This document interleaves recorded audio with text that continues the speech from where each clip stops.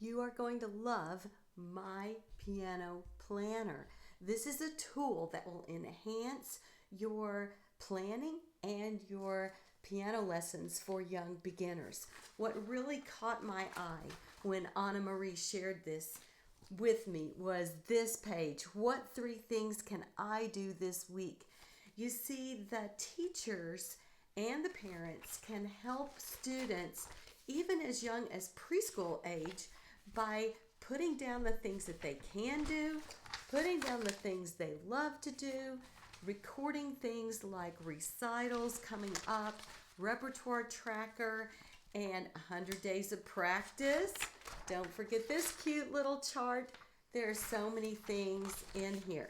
Now you will get this as a digital download. I've printed and bound it, but you can just print the pages that you want. See the link in the description below and start planning for your preschoolers, your young beginners, and even your special needs students. This is going to be a blast.